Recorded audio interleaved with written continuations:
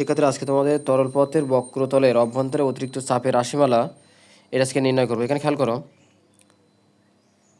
যে পি সমান 2 × T 1/r1 + 1/r2 এটা সমান আমাদের এটা প্রমাণ করতে হবে। ঠিক আছে, তাহলে এখানে খেয়াল করো যে এটা প্রমাণ করার আগে তোমাকে চিত্রটা খুব ভালোভাবে বুঝতে হবে।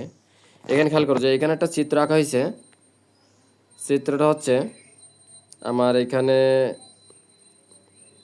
এ বি ও একটা কিন্তু ক্ষেত্র। ঠিক আছে, এখন আর এইটার আরেকটা ক্ষেত্র হচ্ছে তোমার ও ই এইচ জি ও। ঠিক আছে, এইটা একটা ক্ষেত্র, ও ই এইচ জি একটা ক্ষেত্র। ঠিক আছে, এখন দুইটা ক্ষেত্র। এখন আমি প্রথম যে ক্ষেত্র এই ক্ষেত্রটার জন্য ধরেছি এ বি সি ও, এই ক্ষেত্রটার জন্য ধরেছি আমি আমি এখানে এও মানে এই বিন্দুটা, এই প্রান্তটা এবং এই প্রান্তটা আলাদা। ঠিক আছে, তাহলে এও বির জন্য আমি ধরেছি r1 এবং এ বিটা ধরেছি এক্স এবং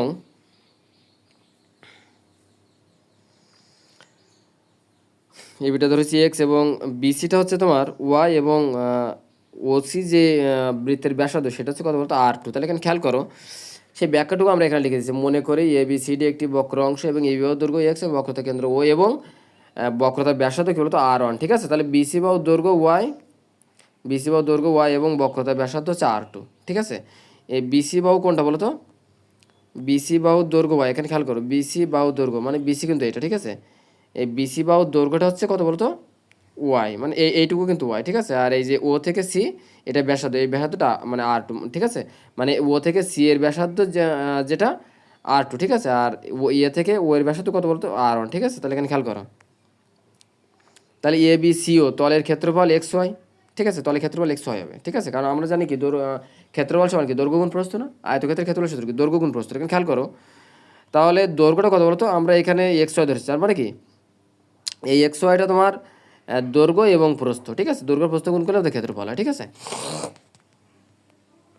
তাহলে এখানে খেয়াল করো যে এবিসিডি তলের ক্ষেত্রফল এক্স ওয়াই এবং অতিরিক্ত চাপ কী বলতো পি। তাহলে এখানে খেয়াল করো যে এখানে তোমার ঊর্ধ্বমুখী বল সমান চাপ গুণ ক্ষেত্রফল। ঠিক আছে, তাহলে এখানে খেয়াল করো তাহলে এখানে ঊর্ধ্বমুখী চাপটা হচ্ছে এখানে পি এবং ক্ষেত্রফলটা হচ্ছে এক্স। তাহলে পি এক্স ওয়াই। তাহলে ক্ষুদ্রাতি ক্ষুদ্র দূরত্ব ডিএক্স হলে, ঠিক আছে, ক্ষুদ্রাতি ক্ষুদ্রত্ব দূরত্ব ডিজেড হলে কৃতকার সমান কি বল গুণ সরণ। আমরা জানি কৃতকার সমান কি বল গুণ সরণ। তাহলে বলটা কত হচ্ছে পি এক্স ওয়াই আর সরণটা কত হচ্ছে ডিজেড। ঠিক আছে, তাহলে এখানে বলটা হচ্ছে পি এক্স ওয়াই, সরণটা হচ্ছে ডিজেড। তাহলে এখানে কী লেখা যাবে বলতো P X Y into DZ. তাহলে ইএফ জিএইচ পর্দার ক্ষেত্রফল এক্স প্লাস ডিএক্স আর ওয়াই প্লাস ডিওয়াই। তাহলে হলো এখানে X Y plus X DY Y DX plus DX DY, মানে এক্সের সাথে তুমি একবার ওয়াইকে গুণ করি তাহলে কত বলতো এক্স ওয়াই, আর এক্সের সাথে আমি ডিওয়াইকে গুণ করি তাহলে কত হবে এক্স ডিওয়াই। যদি ডিএক্সের সাথে যদি ওয়াইকে গুণ করি তাহলে কত বলতো ওয়াই ডিএক্স হবে, আর যদি ডিএক্সের সাথে আবার যদি ডিওয়াইকে গুণ করি তাহলে ডিএক্স ডিওয়াই হবে। ঠিক আছে, অর্থাৎ এইটার সাথে এটা গুণ করে আমাদের এই রেজাল্টটা পাওয়া যাবে। ঠিক আছে, তাহলে এখানে খেয়াল করো তাহলে এখানে বলা হয়েছে যে ডিএক্স আর ডিওয়াই অতি ক্ষুদ্র হয়, এটা উপেক্ষা করা হয়েছে। এটা কী করা হয়েছে? উপেক্ষা করা হয়েছে, বাদ দেওয়া হয়েছে। ঠিক আছে, তাহলে এক্স ওয়াই আর এক্স ডিওয়াইটা আর এখানে ওয়াই ডিএক্সটা রাখা হয়েছে আর এইটা বাদ দেওয়া হয়েছে। ঠিক আছে, ডিএক্স ডিওয়াইটা বাদ দেওয়া হয়েছে। তাহলে ক্ষেত্রফল বৃদ্ধি কী হবে বলতো? ক্ষেত্রফল বৃদ্ধি হবে এক্স ওয়াই ডিএক্স ওয়াই আর ওয়াই ডিএক্স। এটা হচ্ছে আমাদের পরিবর্তিত ক্ষেত্রফল। আগের ক্ষেত্রফল কত ছিল? X Y. ঠিক আছে, তাহলে ওইটা থেকে এক্স ওয়াই বাদ দিলে কিন্তু আমাদের এটা থাকবে যে এক্স ডিওয়াই আর ওয়াই ডিএক্স থাকবে। ঠিক আছে, তাহলে দুইটা পৃষ্ঠের ক্ষেত্রফল বৃদ্ধি কত হবে? যদি আমাদের একটা পৃষ্ঠের এক্স ডিওয়াই আর ওয়াই ডিএক্স হয় তাহলে দুইটা পৃষ্ঠে কি দুই গুণ হবে। ঠিক আছে, তাহলে 2 × এক্স ডিওয়াই আর ওয়াই ডিএক্স। ঠিক আছে, তাহলে পৃষ্ঠটান টি হলে এখানে খেয়াল করো পৃষ্ঠটান টি হলে পৃষ্ঠ শক্তি সমান কি 2 × টি, মানে পৃষ্ঠ শক্তি বৃদ্ধি বললে আমাদের কী হবে বলো তো, মানে ওইটার সাথে পৃষ্ঠটান গুণ হয়ে যাবে। অর্থাৎ এই যে ক্ষেত্রফল বৃদ্ধির সাথে আমাদের পৃষ্ঠটান গুণ করে দিলে পৃষ্ঠশক্তি বৃদ্ধি এটা পাওয়া যাবে। ঠিক আছে, তাহলে 2 × এক্স ডিওয়াই ইন্টু কি ওয়াই ডিএক্স। তাহলে এখানে খেয়াল করো কৃতকাজ পৃষ্ঠশক্তি সমান। ঠিক আছে, তাহলে কৃত কাজটা কত বলো? কৃত কাজটা কি?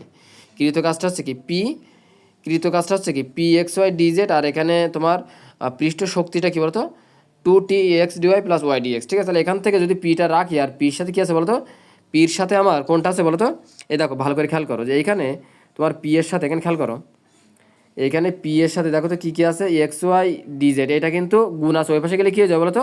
ওই পাশে গেলে ভাগ হয়ে যাবে। তাহলে 2 ভাগ কত এক্স ওয়াই ডিজেড আর এটা যা আছে তাই এক্স ডিওয়াই আর কি ওয়াই ডিএক্স। ঠিক আছে, এইভাবে করতে হবে। হ্যাঁ, এখানে খেয়াল করো তাহলে এখানে তাহলে এখান থেকে 2t ইন্টু, এখান থেকে খেয়াল করো 2t ইন্টু 1/y আর dy dz আর 1/x dx dz, এটা আমরা 1 নম্বর সমীকরণ ধরো। এটা কীভাবে লিখলাম এখানে খেয়াল করো একটুখানি, যে এইটা আমরা কীভাবে লিখলাম, যে 1/y into dy/dz 1/x dx/dz 1 নম্বর সমীকরণ, এটা আমরা কীভাবে লিখলাম এটা খেয়াল করো। এটা খেয়াল করার জন্য তোমাকে বুঝতে হবে যে এখানে আমি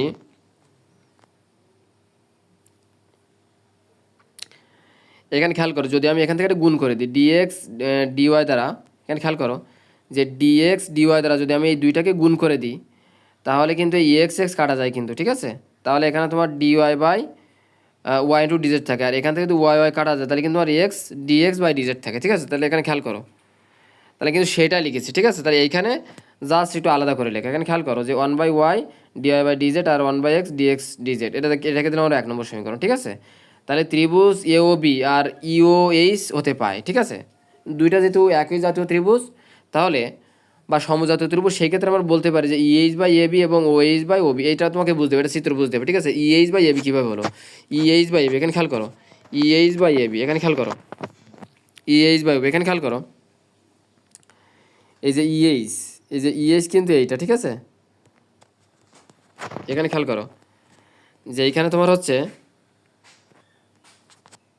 যে EH/AB, ঠিক আছে। আমি যদি বড় ত্রিভুজটা কল্পনা করি তাহলে কী হবে বলো তো, EH হয়, আর আমি যদি ছোট ত্রিভুজটা কল্পনা করি তাহলে কী হবে বলো তো, EAB হয়। তাহলে EH/AB কিন্তু লেখা যায়, যেহেতু সমজাতীয় ত্রিভুজ অর্থাৎ একই জাতীয় ত্রিভুজ, তাহলে কিন্তু আমরা লিখতে পারি যে EH/AB লেখা যাবে, ঠিক আছে। তাহলে একইভাবে আমি যদি এই বাহুটার ক্ষেত্রে কল্পনা করি তাহলে নিশ্চয়ই কী হবে, OH/ কী হবে, OB হবে না বলো, OH/ হবে কি, OB হবে, ঠিক আছে। তাহলে এখানে খেয়াল করো OH/OB মানে বড় বাহুটা বাই এখানে নিশ্চয় ছোটো বাহুটা দেওয়া যাবে, ঠিক আছে। এইভাবে মানে যেহেতু এটা সমজাতীয় ত্রিভুজ সেই ক্ষেত্রে, হ্যাঁ। তাহলে এখানে খেয়াল করো, তাহলে এখানে OH/OB, তাহলে এখানে কী হবে বলো, এখানে EH-টার মান হচ্ছে তোমার, EH-টার মান হচ্ছে x প্লাস dx, ঠিক আছে, x প্লাস dx। এখানে খেয়াল করো EH-এর মান x প্লাস dx কিন্তু আমাদের চিত্রে কিন্তু দেওয়া ছিল, এখানে খেয়াল করো চিত্র তুমি খেয়াল করে এখানে বুঝতে পারো যে EH-এর মান কত ছিল বলো তো, এই যে EH-এর মান কিন্তু x প্লাস dx ছিল, ঠিক আছে। তাহলে x প্লাস dx-এর মানটা কিন্তু আমরা ওইখানে বসিয়ে দিচ্ছি, আর এই যে EAB-র মানটা কত ছিল তো x ছিল, আর এইটার মান ছিল তোমার dz, আর টোটাল যে তোমার টোটাল যে OH-এর মান, এই মানটা ছিল কিন্তু কী বলতো, এই মানটা ছিল তোমার,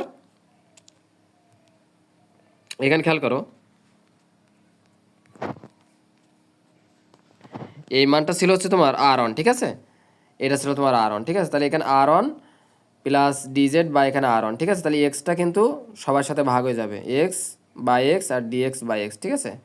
আর এখান থেকে R1 সবার সাথে ভাগ হয়ে যাবে, তাহলে R1/R1 dz/R1, ঠিক আছে। R1 কাটা গেল, x কাটা গেল, এখানে 1 থাকবে, আর এখানে dx/x থাকবে, আর এখানে 1 থাকবে, আর এখানে থাকবে dz/ এখানে R1 থাকবে। তাহলে এখান থেকে খেয়াল করো যদি আমরা এখান থেকে dx/xটা রাখি ওয়ান যদি কেটে দিই তাহলে কিন্তু আমাদের dx/x থাকবে আর dz/R1 থাকবে। তাহলে এখান থেকে খেয়াল করো যদি dx/dz সমান হচ্ছে কী লেখা যায় বলো তো, যে x/R1 লেখা যায় অনুরূপভাবে, তাহলে আমরা কী লিখতে পারি বলো তো, যে অনুরূপভাবে আমরা dy/dz ইকুয়াল টু আমরা y/R2 এটা আমরা লিখতে পারি, ঠিক আছে। এটা আমরা লিখতে পারি। তাহলে এখানে খেয়াল করো যে আমরা 1 নম্বর সমীকরণটা কী ছিল বলতো, 1 নম্বর সমীকরণ ছিল 2t into 1/y dy/dz plus 1/x dx/dz, এটা 1 নম্বর সমীকরণ। এখন এই 1 নম্বর সমীকরণে আমরা 1 নম্বর সমীকরণ যদি dx/dz এবং যদি dy/dz এর মানটা বসিয়ে দিই তাহলে কিন্তু আমাদের প্রমাণটা মিলে যায়। তাহলে এখানে কী বলতো, তাহলে এখানে আমরা মানটা বসিয়ে দিয়েছি যে dx/dz এর মান হচ্ছে কত বলতো, x/R1 এবং dy/dz এর মান হচ্ছে y/R2 এখানে।